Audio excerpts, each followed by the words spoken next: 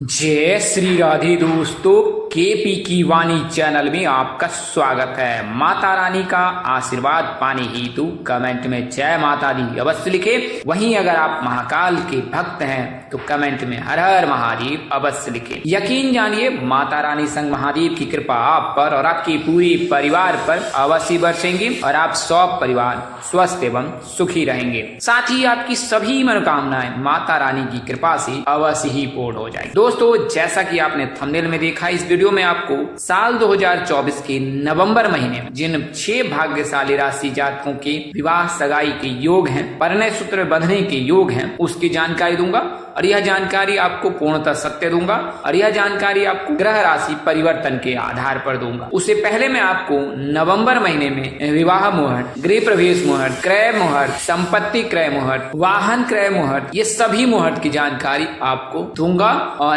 आपकी जरूरत के अनुसार से आप उन मुहूर्त को नोट कर सकते हैं। और यकीनन मथुरा पंचांग के आधार पर आपको यह जानकारी दी जाती है कृष्ण कन्हैया की नगरी से, तो आपको इसका लाभ अवश्य प्राप्त होगा। इन मुहूर्त में अगर आप शुभ कार्य करेंगे तो उसमें आपको सिद्धि अवश्य ही प्राप्त। तो आइए पहले मुहूर्त जानते हैं और फिर आपको विस्तार से जानकारी देंगे। तो आपको बता दें कि चतुर्मास का विशेष महत्व होता है। यह मास तब लगता है जब भगवान श्री हरि विष्णु क्षीर सागर में विश्राम करने चले जाते हैं। कथा तो आपको ज्ञात ही होगी। इसके कई कथाएं हैं, इनमें 2 कथा प्रसिद्ध है। एक शेषनाग को लेकर है। शेषनाग चूंकि सेवा में लगे रहते हैं नारायण हरि विष्णु के, तो उन्होंने एक बार उनसे यह वरदान प्राप्त किया कि उन्हें अवकाश दिया जाए। उनके वरदान के अनुसार भगवान श्री हरि विष्णु ने उन्हें वरदान दिया कि आप 4 महीने तक आपको अवकाश दिया जाएगा और उन 4 महीनों में जो है तीनों लोकों के जो है संचालन करता देवों के देव महादेव रहते हैं। और इसके चलते सावन के महीने से ही भगवान शिव की पूजा उपासना की जाती है और 16 सोमवारी का व्रत भी रखा जाता है। तो एक तो यह कथा है और दूसरी कथा यह है, जब राजा बलि को पाताल लोक भेजा गया तो उस समय उन्होंने यह वरदान मांगा था कि वो यहीं पर रहे। तो उस समय माँ लक्ष्मी ने उन्हें अपना अनुज मानकर उनसे यह वरदान प्राप्त किया कि भगवान श्री विष्णु क्षीर सागर में रहेंगे और 4 महीने के लिए वह क्षीर सागर में विश्राम करेंगे और पाताल लोक में तब वो राजा बलि के यहाँ रहे। तो ये 2 कथाएं जो है प्रचलित है, इसमें विस्तार पूर्वक होगा। चूंकि संक्षेप में बताने में कोई त्रुटि रह गई हो तो कृपया मुझे क्षमा कर दीजिएगा। शास्त्र का विस्तार है, इसमें अगर आप संक्षेप में कोई जानकारी देते हैं तो उसमें त्रुटि रहने की पूरी संभावना रहती है। तो आइए अब आगे वीडियो बढ़ते हैं। तो जैसा कि आपको ज्ञात है कि चतुर्मास 4 महीने का लगता है। 4 महीने में कोई भी शुभ कार्य नहीं किए जाएंगे, लेकिन ये 4 महीने कब से लग रहे हैं वह जानकारी प्राप्त कर। तो जब देवशयनी एकादशी से लेकर देव उठनी एकादशी तक जो है ये 4 मुहूर्त होते हैं और 4 मुहूर्त यानी कि चतुर्मास कहलाता है। तो वर्तमान वर्ष में 17 जुलाई को देवशयनी एकादशी है और 12 नवंबर को देव उठनी एकादशी। तो ये दौरान जो है विवाह मुहूर्त सभी मांगलिक कार्य नहीं किए जाएंगे, लेकिन मथुरा के प्रकांड पंडितों की जो गणना है उसके अनुसार से 4 नवंबर को जो है विवाह मुहूर्त तो नहीं है, लेकिन गृह प्रवेश मुहूर्त बिल्कुल है। तो नवंबर के महीने गृह प्रवेश मुहूर्त कुछ इस प्रकार से है। 2 नवंबर को गृह प्रवेश मुहूर्त है, 4 नवंबर को है, 7 नवंबर को है, 8 नवंबर को है। तुलसी विवाह 13 नवंबर को है, तो 13 नवंबर का दिन तो बेहद शुभ है। यह दिन भी बुधवार है। अगर बुधवार आपके यहाँ वर्जित नहीं है तो फिर आप बुधवार के दिन शुभ कार्य कर सकते हैं। फिर 16 नवंबर है, शनिवार का दिन है। 18 नवंबर सोमवार का दिन है और 25 नवंबर सोमवार का ही दिन है। तो कुल मिलाकर कहे 2, 4, 7, 8, 13, 16, 18 और 25 ये दिनों में जो है आप गृह प्रवेश कर सकते हैं। नवंबर के महीने में आप स्थानीय पंडित से भी सलाह और संपर्क कर सकते हैं। अब बात करें विवाह मुहूर्त की, तो विवाह मुहूर्त जैसा आपको बताया हूं कि 12 नवंबर को जो है देव उठनी एकादशी है, तो 13 नवंबर को विवाह मुहूर्त है। फिर 17 नवंबर को विवाह मुहूर्त है, 18 नवंबर को विवाह मुहूर्त है, 22 नवंबर को विवाह मुहूर्त है, 23 नवंबर को विवाह मुहूर्त है और फिर 24 से लेकर 26 लगातार विवाह मुहूर्त है। यानी कि 22 नवंबर से लेकर 26 नवंबर तक विवाह मुहूर्त ही है। तो कुल मिलाकर का 13, 17, 18, 22 से लेकर 26। तो ये तो मथुरा पंचांग की गणना है। लोकल अगर आप जहां से आप निवासी हैं वहां के स्थानीय रीति रिवाजों का पालन कर सकते हैं, स्थानीय पंडितों से सलाह ले सकते हैं और स्थानीय पंचांग का आप अनुसरण अवश्य करें। तो यकीनन आपको लाभ प्राप्त होगा। अगर आप संपत्ति क्रय करना चाहते हैं तो उसके लिए जो विवाह मुहूर्त है, संपत्ति क्रय के लिए जो मुहूर्त है नवंबर के महीने में, वो कुछ इस प्रकार से है। 1 तारीख, 7 तारीख, 21 तारीख, 22 तारीख और 29 तारीख। तो इन 5 दिनों में आप संपत्ति क्रय कर सकते हैं, यानी संपत्ति की खरीदारी कर सकते हैं नवंबर के महीने में। इसके अलावा जुलाई के महीने में भी 26 जुलाई तक है, अगस्त के महीने में भी है, सितंबर के महीने में भी है और अक्टूबर के महीने में भी है।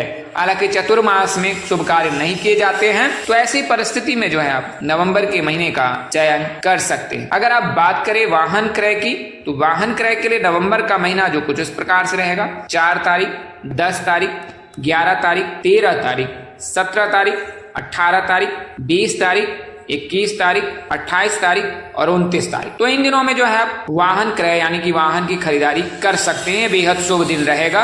और इस प्रकार से जो है ये कुछ आपको मैंने शुभ तिथि बताई है, विवाह मुहूर्त की, गृह प्रवेश मुहूर्त की, संपत्ति क्रय मुहूर्त और वाहन क्रय मुहूर्त। ये चारों का मुहूर्त जो है नवंबर के महीने के लिए बेहद शुभ रहने वाला है। आइए अब मैं आपको अन्य जानकारी देता हूं। तो सावन का महीना जो है वो शिव जी के लिए होता है। भगवान शिव जो है सावन के महीने में जो ही सावन से लेकर कार्तिक के महीने तक जो है भगवान शिव संचालन करता होते हैं, जगत के पालनहार हैं, वही बनाते हैं और दुष्टों का संहार करते हैं, दुष्टों का बिगाड़ते हैं। तो उनकी लीला अपरंपार है। उनकी लीला में कभी भी कोई संकेत या संदेह नहीं करना चाहिए। वो त्रिलोकीनाथ है, वो जो करते हैं सबके लिए उत्तम और बेहतर ही करते हैं। तो अगर विवाह में बाधा आ रही है तो आप सोमवार का व्रत रख सकते हैं। लड़के भी रख सकते हैं, किसी प्रकार का कोई दिक्कत नहीं है, क्योंकि लड़कों के विवाह का कारक शुक्रदेव है और शुक्रदेव को मजबूत करने के लिए शिव जी की पूजा करने की सलाह दी जाती है।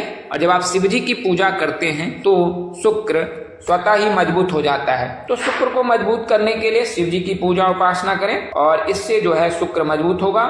एक बार अगर शुक्र मजबूत हो जाए तो फिर आपको किसी प्रकार की कोई दिक्कत नहीं आती है विवाह में। तो सावन के महीने में आप सावन के 4 सोमवार, इसके अलावा अगर 16 सोमवार का व्रत रखते हैं तो अति उत्तम है। लेकिन सावन के महीने में आप जो है सोमवार का व्रत रख सकती हैं। तो सावन के महीने से लेकर जो है कार्तिक के महीने तक अगर आप शिव जी की पूजा उपासना आराधना करते हैं, अगर रुद्राभिषेक करना चाहते हैं तो रुद्राभिषेक 16 सोमवार के दिन करें, यकीनन आपको लाभप्रद होगा। अगर आपकी कुंडली विश्लेषण नहीं की गई है तो किसी स्थानीय ज्योतिष पंडित से संपर्क कर कुंडली विश्लेषण करा लें।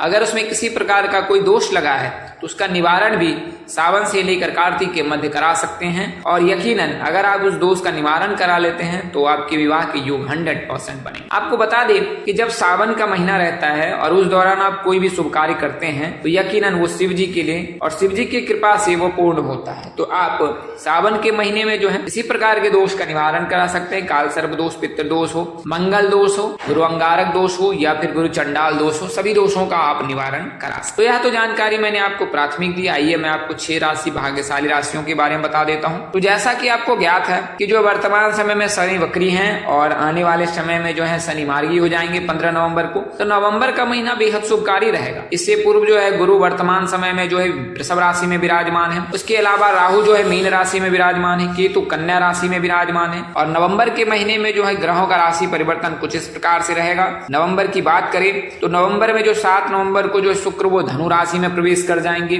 बुध जो है 10 अक्टूबर को तुला राशि में प्रवेश करेंगे। 29 अक्टूबर को जो है वो प्रवेश करेंगे वृश्चिक राशि में और फिर जनवरी में राशि परिवर्तन करेंगे। सूर्य की बात करें तो सूर्य 16 नवंबर को जो है राशि परिवर्तन करेंगे और वृश्चिक राशि में प्रवेश कर जाएंगे। अगर मार्स की बात करें यानी मंगल की बात करें तो 20 अक्टूबर को जो है कर्क राशि में मंगल प्रवेश करेंगे और फिर वर्ष के अंत तक जो है कर्क राशि में ही रहेंगे। मून तो आपको जैसा पता है 2.25 दिनों में चंद्रमा राशि परिवर्तन कर लेते हैं। तो चंद्रमा का राशि परिवर्तन 2 दिनों के लिए होता है, उस दौरान शुभ फल प्राप्त होंगे। तो जो 13 नवंबर से लेकर और 30 नवंबर के मध्य जो जातकों के विवाह के योग हैं वो 6 भाग्यशाली राशि के जातक हैं। उनमें प्रथम राशि की गणना अगर मैं करूं तो कर्क राशि है। कर्क राशि के जातक के लिए शुभ योग बन रहा है, क्योंकि कर्क राशि में गुरु जो है एकादश भाव को देख रहे हैं और एकादश भाव में जब गुरु विराजमान होते हैं तो उस दौरान जातक के विवाह के योग 100% बनते हैं। तो कर्क राशि में जो है गुरु का एकादश भाव में विराजमान होना शुभकारी है अगर आप कर्क राशि के जातक हैं। क्योंकि अभी शनि की ढैया भी चल रही है तो शुभ योग आपको अवश्य प्राप्त होगा और 15 नवंबर के बाद आपके विवाह के योग 100% बनेंगे। वर्तमान समय में आप शिव जी की पूजा आराधना अवश्य करें।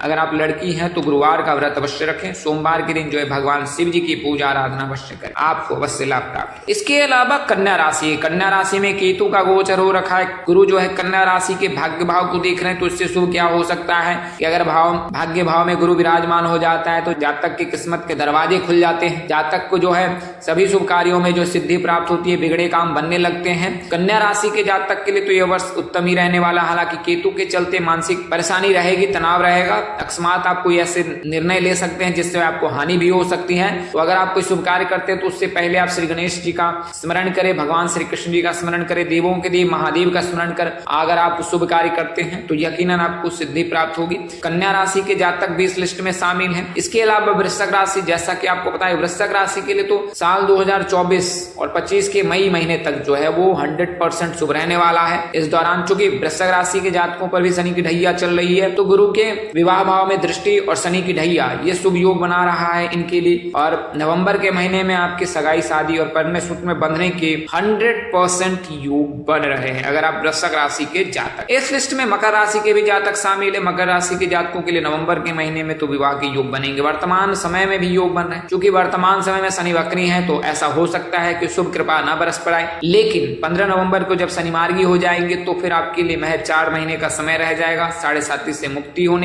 होने के लिए। तो उस दौरान आपके लिए विवाह के 100% योग बनेंगे ही। वहीं जो मीन राशि के जातक हैं उसके लिए भी शुभ योग है, क्योंकि राहु का गोचर हो रखा है। शुक्र जो है इसमें हमेशा उच्च के होते हैं और वर्तमान समय में मीन राशि के जातकों के लिए शुभ योग बन ही रहा है, क्योंकि राहु के गोचर से राहु और केतु जो गृहस्थ बसाने का कार्य करता है, आपके जीवन में जो है अस्थिरता लाने का भी कार्य राहु और केतु करता है। तो ऐसा कहा गया है कि विवाह करके लोग फंसते हैं। तो इस प्रकार की मनोकल्पना जो है ज्योतिष शास्त्र में भी है कि राहु और केतु के रहने पर जो है जातक के गृहस्थ आश्रम में प्रवेश करने के 100% योग बनते हैं। इसके अलावा वृषभ राशि के जातकों के लिए भी शुभ योग है। मिथुन राशि के जातकों के लिए वर्तमान समय में चूंकि गुरु जो है इनके द्वादश भाव को देख रहे हैं, द्वादश भाव में गुरु के रहने पर जो विवाह के योग नहीं बनते। हालांकि अगर कुंडली में शुभ ग्रह स्थिति अच्छी रही तो फिर आपके लिए विवाह के योग 100%। धनु राशि के जातक भी इसमें शामिल है। इनमें गुरु का जो है राशि स्वामी होते हैं, आराध्य भगवान श्री विष्णु जी हैं। तो धनु राशि के जातकों पर भी जो है देवगुरु बृहस्पति की कृपा बरस रही है। तो कुल मिलाकर अगर कहे तो कर्क राशि के जातक, कन्या राशि के जातक, वृश्चिक राशि के जातक, धनु राशि के जातक, मकर राशि के जातक और मीन राशि के जातक, ये 6 भाग्यशाली राशि के जातक हैं जिनके विवाह के योग नवंबर के महीने में 100% बन रहे हैं। अगर जानकारी देने में अपनी अनुज यानी मुझसे कोई त्रुटि या गलती रह गई हो तो कृपया मुझे क्षमा कर दीजिएगा। मेरी कोशिश आपको सत्य और सही जानकारी देने की रहती है। अगर आप कोई सलाह अथवा परामर्श देना चाहते हो तो संपर्क करें। हमारे संपर्क नंबर 8521835670 है। तो इस नंबर पर आप संपर्क कर अपनी सलाह अथवा परामर्श दे सकते हैं। तो आज के लिए इतना ही। अगले वीडियो में फिर मिलेंगे, तब तक के लिए मुझे इजाजत दे। आप जहां रहें मस्त रहें, स्वस्थ रहें, व्यस्त रहें। माता रानी की असीम कृपा पर बरसती रहे। परम पिता परमेश्वर आपको सद्बुद्धि, सत्मार्ग और आगे बढ़ने की शक्ति दे। नमस्कार, जय श्री राम दोस्तों, जय श्री कृष्ण, जय माता दी, जय वाहिगुरु।